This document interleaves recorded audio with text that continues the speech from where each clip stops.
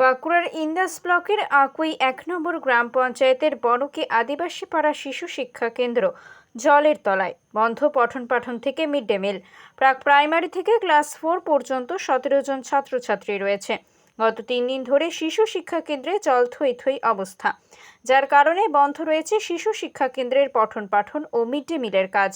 সে কারণেই শিশু শিক্ষা কেন্দ্রের পরিকাঠামো নিয়ে প্রশ্ন উঠতে শুরু করেছে। স্থানীয়দের দাবি, প্রতি বছর বর্ষা শুরু হলেই এই সমস্যার সম্মুখীন হতে হয়। তাদের দাবি, বারবার প্রশাসনকে জানানো হলেও সমস্যা সমাধানের কোনো রকম উদ্যোগ নেওয়া হয়নি। স্কুলের কি পরিস্থিতি? স্কুলের পরিস্থিতি এই তো দেখতেই পাচ্ছেন, এই এত জল, এই অবস্থাতে ছেলেরা আসবে কি করে?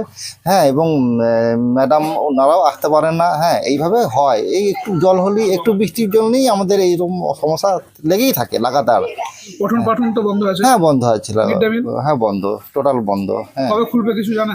না, এইভাবে হয় না। আমাদের প্রশাসনকে জানিয়েছি, এই অবস্থার মধ্যে পড়ে আছি, ওনারা বলছেন, কিন্তু কোনো কাজ হচ্ছে না। আমরা চাইছি যে আমাদের বনকি আদিবাসী পাড়ার যে সমস্যা, আপনারা আমাদের এই জল নিকাশের ব্যবস্থাটা করে দিন, তাহলে আমাদের অনেকটা সুস্থ মধ্যে থাকি।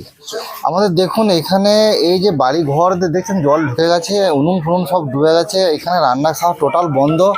হ্যাঁ, আর এই আমাদের সমস্যাটা হচ্ছে কি, যে একটু যদি প্রশাসন আমাদের দিকে যদি একটু দৃষ্টি আকর্ষণ করেন, আমাদের জল নিকাশের নালা যদি করে দেন, তাহলে আমাদের সমস্যাটা সমাধান হয়ে যায়। দেখুন, আমরা বিগত 2 বছর ধরে এই সমস্যায় ভুগছি। হ্যাঁ, আমরা সব জানিয়েছি, বিডিও বা আমরা লোকালে সবাইকে জানিয়েছি, ওনারা এসেওছেন, দেখেওছেন, কিন্তু কোনো কার্যকরী হচ্ছে না। ঠিক আছে, আমি আর বিশেষ কিছু বলতে চাইছি না। আমার নাম মোহন টুডু। আমাদের সমস্যা বেশি এই জলে লেগে, ছেলে পুলে বুনকি আদিবাসী পাড়ায় শিশু শিক্ষা কেন্দ্র ছেলেরা একদম আসতে পারছে নি। 1 কোমর জল, ম্যাডামরা আসতে পারছে নি। আমাদের আদিবাসী পাড়া বাড়ি থেকে বেরোতে পারা যাচ্ছে নি। কল ডুবে গেছে, একদম জল খেতে পারা যাচ্ছে নি। সে ঘোলা জল বেরোচ্ছে, মুখ পর্যন্ত জল। আর পড়াশোনা হচ্ছে? পড়াশোনা কি করে হবে? এই ছেলে এই যে জল হলেই বন্ধ, ভর্তি হয়ে যাচ্ছে। আর ড্রেন নাই, আর নাই কোনো একটা কিচ্ছু ব্যবস্থা নাই। মিড ডে মিল তো বন্ধ আছে? হ্যাঁ, এখন বন্ধ। কতদিন বন্ধ থাকবে কিছু জানেন? না, কি করে জলটা যতক্ষণ না মরছে, একটা ড্রেন না হলে, ব্যবস্থা হলে কি করে জলটা মরবে? মেন দরকার একটা ড্রেন। হ্যাঁ, একটা ড্রেন হলে আমাদের সমস্যা মিটবে। আপনার নাম? মালতী মান্ডি। ত্রিনয়নী জুয়েলার্স হলমার্ক সোনার কাজ করা হয় ও কেডিয়াম পানি কাজ করা হয়। পহলানপুর তীরতলা বাজার, পূর্ব বর্ধমান। যোগাযোগ 9732049330 অথবা 9732086356 এই নাম্বারে। আমাদের সমস্যা, আমরা বুনকি আদিবাসী পাড়া আমাদের এই স্কুলে মিড ডে মিল মানে স্কুলে রান্না খাওয়া সব বন্ধ, স্কুল চলছে না। আমাদের এইখানে কোনো রকম ড্রেন হলে আমরা এই জলের সমস্যা থেকে আমরা বাঁচি। এইরকম আমাদের মানে অল্প বৃষ্টি হলেই এই অবস্থা আমরা আছি। আর এটা নিয়ে আমরা 2 বছর এই সমস্যায় আমরা ভুগছি। এর পাশাপাশি আর কি অসুবিধা হচ্ছে? আমাদের এই ঘর দুয়ার, সব পাড়ার মানুষ জল তো খেতেই পাচ্ছে না, তারপর ঘর দুয়ার সব পড়ে যাবে। মানে তাহলে কি হলে এই মুহূর্তে ভালো হয়? আমাদের কোনো রকম করে ড্রেনটা যদি যদি হয়, তাহলে আমরা ওর থেকে সমস্যা, এই জলের থেকে আমরা রেহাই পাবো। প্রশাসনের কাছে তো গিয়েছিলাম। হ্যাঁ, প্রশাসনের কাছেও গিয়েছিলাম, বিডিও অফিসেও গিয়েছিলাম, সবাই বলেছে যে হ্যাঁ হবে, কিন্তু দেখেও গেছে, কিন্তু কোনো কার্যকরী আমাদের হয় না।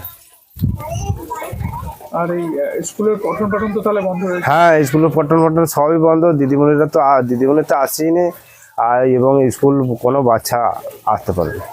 মিড ডে মিলও বন্ধ? হ্যাঁ, মিড ডে মিলও বন্ধ। আপনার নাম? আমার নাম সাধন টুডু।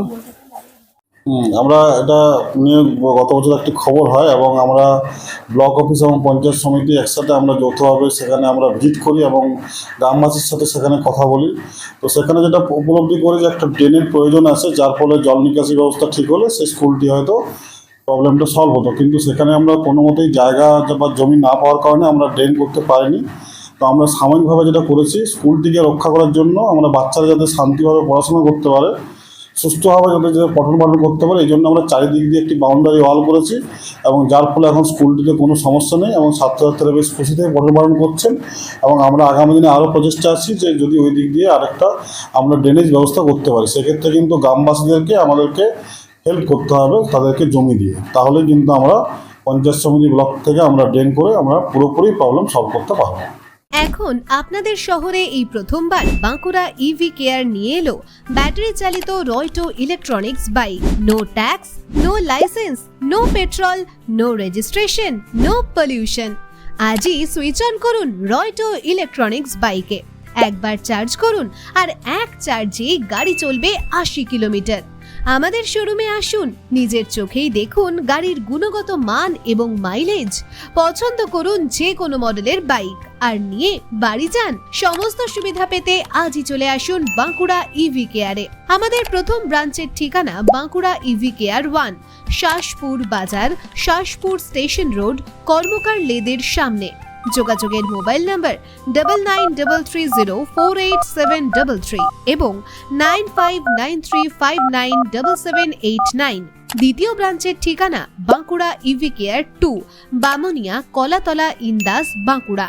যোগাযোগের মোবাইল নাম্বার 7602809877, 6294471892 এবং 9933048733।